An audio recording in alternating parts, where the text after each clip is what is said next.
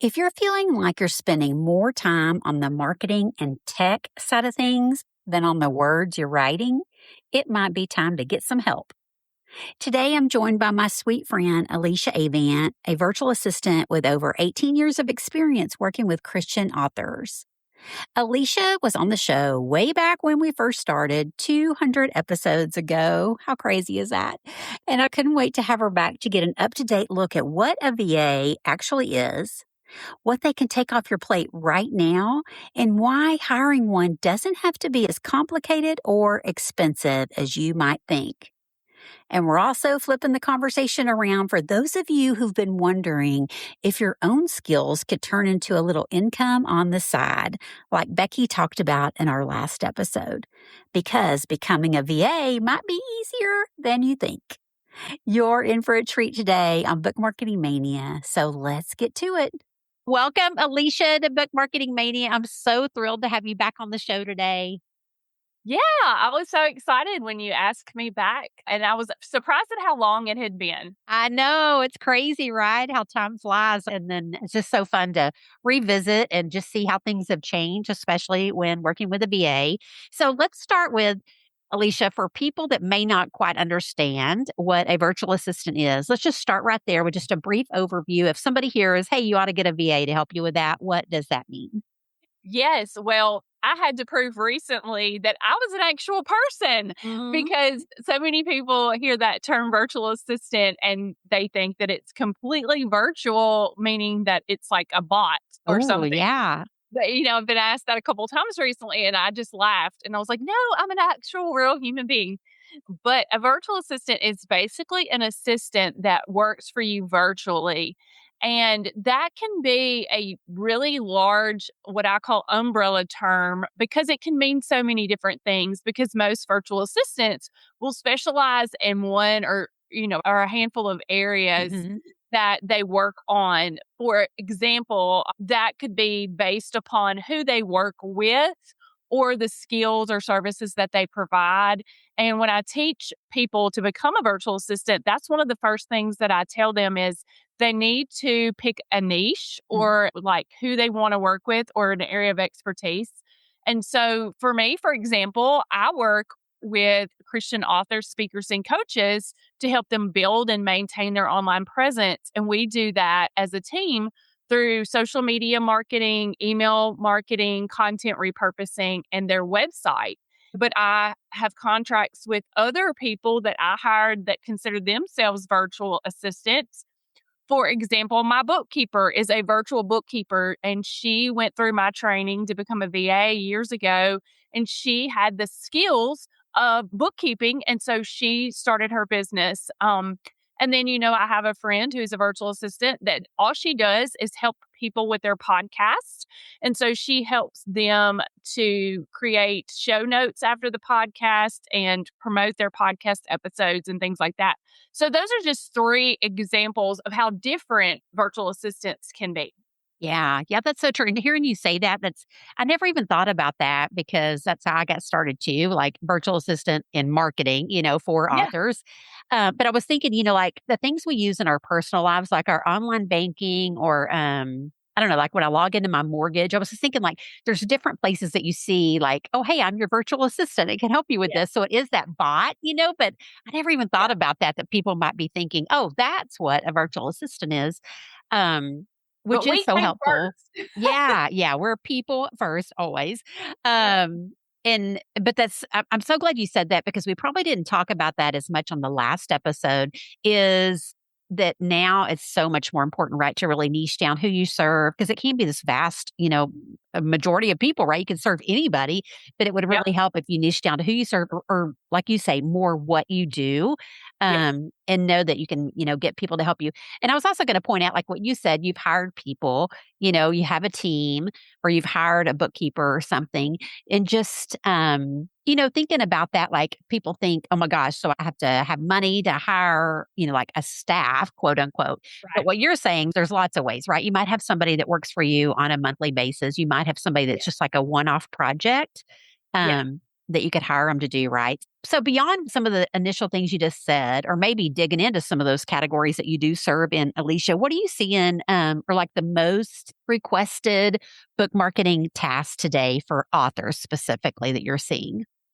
Yes. So, as well as being a virtual assistant agency owner, and I have three VAs that work under me, I also am the executive assistant for the Christian Indie Publishing Association. And we help self published authors to market their books. Hmm. So, through being in that position, I've learned a ton about marketing from that perspective for authors. And the two things that our CEO, Susan Neal, says that you need are 50 Amazon reviews on your book when it comes out. And the Uh-huh. second thing is a lead magnet or a free gift. And so that is one of the biggest services that I provide my clients is to help them to create a lead magnet and to get that on their website. And as you were saying about project-based work, I've been a VA for 18 plus years. And for that many years, I've had virtual assistant coaches share with me that I needed to be offering packages rather than hourly work. And it's taken me a long time to get there. But Uh-huh. now that is something that I've moved into doing. And one of my most popular packages is an email marketing done for you package where we help them to create a lead magnet, create a nurture or welcome sequence, create the landing page that you need to put it on your website and all of that. Some of them start from scratch, meaning that they don't even have an email service provider. Uh-huh. They don't have a lead magnet. And some of them come to me and they have an email service provider, but they might just be offering a newsletter on their website. And I say in a very loving way, nobody wants another newsletter. Uh-huh. Yeah. Because that's just the truth. I mean, how many people are going to just sign up based on, I want to sign up for your newsletter? Uh-huh. The only people I've ever signed up for their newsletter for that purpose is someone who I actually really, really loved, like my very favorite author in the whole world, kind of people, because I really wanted to know what she had coming out next. But Uh-huh. most of the time, when a reader comes to your website, they're saying, "What's in it for me?" Mhm. So they're wanting to know what they can get. So a lead magnet is the most important thing past that 50 Amazon reviews for an author. And so that is the most requested from my standpoint. The second thing would probably be help with social media because Mhm. authors don't want to spend time on social media and they want to be writing. So those are kind of the top two. Yeah, yeah. I was thinking of, yeah, just you hitting on so many things of, the biggest complaints I hear, and I'm sure you do too, Alicia, was just like time. Time is the issue. Time's the issue for everybody, right? But Yep. I know, like with authors, it's like all these things take so much time, and I know I need to do them right to get my message Yep. out there. But I also have this calling to write this next book, so I need to devote time to that. And it would be so nice to be able to, especially when you think of it as a project, like what you're saying, just knowing, okay, Alicia has this, I could just offload it to her and she'll take care of it. And I have that Yep. peace knowing it's done, like it's Yeah, done right. exactly. And And then I it's can a just one go and done on. project. It's not like they have to continue. Now, Uh-huh. yes, if they wanted to continue working with us to, grow their list because we offer ways to grow your list or to do social media or, make improvements to their website, whatever the case, they could. But I have a lot of people that just hire to get that email list started and Uh-huh. create a lead magnet and landing page and everything, and that's it. So Uh-huh. at least they could get it done. But most authors don't realize, especially if they're new, um, is that, even if they have a traditionally published book contract, they are going to have to market Mhm. themselves. It is not. Yeah. So we just finished the Blue Lake Christian Writers Conference and Uh-huh. I helped host it. So I was really busy, but I sat in one class and it was the one that I'm glad I was able to sit in because it was a publisher who was saying, what do publishers really want? And it was John Herring from Iron Stream Media. And he said, he wants what the readers want. Like, Mhm. he wants readers, not really necessarily authors. And so you have to market for yourself. And he said, and I told him I wanted to quote him so badly and like scream it from the rooftops to these authors Uh-huh. because they don't understand that. Um, and he said, if you aren't willing to market your book, why should we be? Uh-huh. As a Exactly. publisher, so I know that it takes a lot of time and energy and they don't want to market, but that's why, they can hire someone like a virtual assistant to help them and partner with them to do that. Yeah, yeah, that's so good. And I always think about, especially with traditional publishing, although this should apply to self publishing, but we don't always think about a book proposal, in self Mhm. publishing, but we should, right? Just to kind of get our Yeah. plans down. Do you know Chad Allen? Alicia, have you ever heard of him? It sounds familiar. I think he used to work for Baker Publishing, one of the big Okay. publishing houses a long time ago. And he's just always helped people with their book proposal and, publishing deals, or if they just want to be self-published. But that's always been his big thing that I've heard is, no matter what, you should have a book proposal because it's just your business plan for how you're going to put this Right. book together and especially how you're going to market it. And I was just thinking, like, there's so many things we think of, like, especially for a traditional publisher, like, there's so many things we think of that go into that because we're selling ourselves right to the agent or the Yeah. publisher. We're like, okay, we're going to do all these things to market it. And then the minute we get the deal, if we get the deal, then it's like, okay, fine, that's done. Now I just got to worry about writing. And it's like, no, no, no, you still got to market. You got to do I all those gotta do things you told it. me you were going to do. And that's when, Yep. yeah, if you could get somebody to team up with you and make things so much easier and save so much time. Well, so let me ask you about AI. So I know you Okay. just had a conversation on your podcast about AI. So I'm curious, what has changed for you as a VA with AI coming into the mix?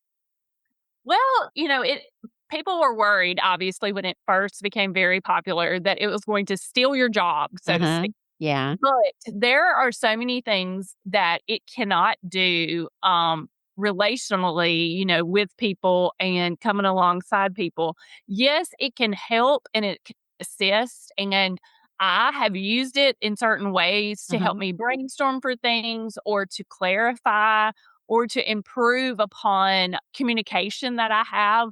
But I still am pretty confident that, they're still going to need me, Uh-huh.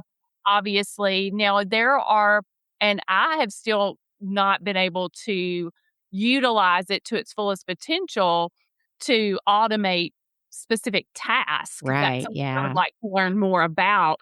But as far as just the chat bots and like Chat GPT and Claude are the ones I've used so far. Uh-huh. Those are the ways that I've used them is like with, being able to kind of brainstorm or improve and that sort of thing. One Uh-huh. of my favorite things to do with it is so I have a podcast Uh-huh. and I use it to summarize, my show notes and things like that. And then to create like pull quotes to create social media posts from. And Uh-huh. so it does help in that regard, because it makes it, a faster process. Even if we're doing that for clients, um, doesn't mean that we use it for the entire process, but it Uh-huh. does help speed up the process some. Yeah, that's what I was thinking too. That's what I feel like. I mean, writing aside, like I'm not a big advocate for like we're not saying write your book, right? With No, AI. Like I just always say, absolutely like, just not. put that Never gonna do that. aside. We're not doing that. But yeah, just all the other things that come beyond that, it can be done so much faster. And I was thinking, and especially like what we just talked about, there's so many things you can do to market your book, but there is kind of a hierarchy, right? And obviously getting your lead magnet is at the very top of that list, getting Yep. that figured out. And so I think that helps like to know that, okay, I could outsource that piece, of it.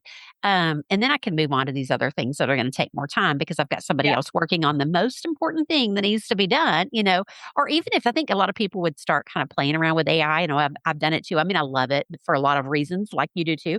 But if you kind of play around with it, the one thing I've noticed too is sometimes you spend a little too much time playing around with it. I don't know if you do that, Alicia, but sometimes I'm like, Yes, oh, it gives you all that's these true. ideas and you get carried away and you're like, oh, wait a minute, no, this is And taking then too you much don't time. use it. Yeah, I've yeah, so it's also like, just yeah, outsource that to somebody else as well, and then, like you say, yeah, there's things like it today, it can't, but maybe it will one day, but it can't, like, set up your email service, set it all up for you, test it out, see if it works. There's so many steps involved in that, getting it on your website, and all making sure it's in all the places you need to, link it so you can start getting yeah. people to it, So but that's something it cannot do because, every author that I work with has their platform or their website is different. So they might be on WordPress, but they might be on Wix, they might be Yeah. on Squarespace. And then, okay, well, which email service provider are they using? MailerLite. This week, I put one together for Mail Poet, which I had never heard of or Oh, I used. hadn't either. Yeah. And I was like, it's got to be the same process. They're all the same Uh-huh. steps. And of course, we ended up having to test it. And, it didn't work the first couple of times. And we had to, so I mean, that is a process in and of itself that it can't do. At least I Yeah. don't think it can at this point. Yeah, I don't think so either, and maybe it will be one day, but yeah, it's so far down the line for us, I guess I should say. Well, so if somebody's interested in going, "Ooh, this sounds good," how can they find out about finding a VA? Because I know you just said you have a team that works with you. So what do you think the first steps would be for somebody to find a VA? Would they reach out to you or, do you have recommendations for them? Yes, they absolutely could reach out to us. And on my website, Alyssa Avant and Company, I have my lead magnet, which is the top 5 questions to ask yourself before hiring a virtual assistant. And then another website that I would recommend, besides our company is hiremymom.com. Uh-huh. I got a ton of leads there when I was just getting started as a virtual assistant, and I don't think it costs to as a person looking for a VA. I think the VAs pay to look at the job boards, but it's a reputable site. I know the owner, and it's better than going to something like Fiverr or something like that. At this conference, I talked about hiring a virtual assistant, and a lot of people in the workshop that I taught had gotten burned by some of the other Mhm. options out there. And so I said, I gave them that reference, that hiremymom.com as well.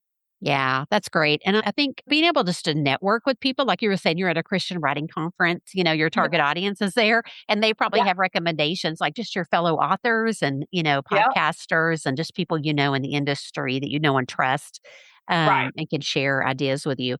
So let's talk about kind of on the flip side of that too, Alicia, is so authors or writers that might be thinking, hey, I've got skills, that I could share with somebody. So maybe I could look into becoming a VA and maybe making a little money, to help support my Yeah, business or absolutely. ministry. What would you suggest as the first steps for somebody that's thinking, okay, is this even a possibility and how would I even get started? So yes, actually, that's something that I teach. My next book will be about becoming a virtual assistant. I am working on that now, but I have another website. So it's virtualassistantadvantage.com. And over there, I talk about how to become a VA. My lead magnet for that is 25 tasks that people will hire you for. Because, people are surprised at some of the things that people will hire you to do. Uh-huh. And that's how I got started. I didn't even realize, because virtual assistant was a very new term 18 plus years ago, that's what I was doing. But that's what I did. I started offering my services, and began to get paid for it and became a VA without realizing that's what I was doing. Yeah, yeah, that's so great. And no, like I was thinking about the conferences and stuff. I know that when I got started, that's how I kind of got in contact with some of my favorite authors. Was Yeah. going to conferences where they're at, and then just start offering. I'd love to help you somehow. I want to Yeah. support Well, your work because I love your books, right? yeah, it wasn't an author conference, but my very first conference ever was a business conference, and that's what happened. So I had started doing some ghostwriting, Uh huh. and so my first conference I ever went to was in 2009. I really wanted to be published at that point, but I didn't, understand that process yet. And so I thought, well, I still need to make an income, but I don't want to keep writing for other people or I'll never be able to write for myself. So that Hmm. was when I kind of pivoted and I was like, okay, what are some other services I can provide? Well, I had started a website and started using social media to promote myself. And so when I went to that conference, they were like, well, how did you do this? Or how did you do that? And I would say, well, I did this for myself. And they were like, can I hire you to do that? And so I was like, absolutely. And that's where I got my very first clients, was at an in-person conference. So that's why I really highly recommend people ask me how to get clients. Now, you don't have to go to an in-person conference. I also got clients by networking online because, I joined organizations or associations. One of the very first was called the National Association for Christian Women Entrepreneurs. Uh-huh. And I joined that in 2009. I was one of the very first people to ever join it and ended up working with Diane Cunningham, who was the founder of that for years. And she would recommend me to other people. I wasn't her VA. She had a VA, but I took coaching from her and was in a mastermind with her. And so she recommended me to these ladies, and I got a ton of clients from that. And so I've done that networking online as well as offline. So either way works really well. Yeah, yeah, that's so true. Just getting out there and getting amongst the people that you want to work with and support. Yeah. And I think that's so great. Oh, good. Well, this has been so good, Alicia, and I'll be sure and put links to both your websites Okay. and your freebies in the show notes so everybody can check those out and come check you out and see if maybe you're a fit for them or if you have referrals to other people that do other things. I do. That would be super. Well, thank you so much for being here. It's always a joy to talk to you. Thanks. I appreciate you having me back. Oh, I just love hearing how a VA can support you and how you too could consider offering your skills as a VA to make some money to help with your marketing and publishing needs. Now, I know it feels like the second quarter just started, yet Q3 is coming faster than we think, especially as we start planning ahead for our content. What your readers need from you in July, August, and September is different than what they needed in the second quarter. So, in the next episode, we're kicking off our quarterly series called Get Inside Your Readers' Heads, where we're going to read the room for the third quarter so you can plan ahead for episode content that's going to be timely, helpful, and shareable, whether you're hosting or guesting on podcast. Thanks for tuning into Book Marketing Mania. And as always, I'll be there for you next episode to help you reach and serve your readers one podcast at a time. See you then.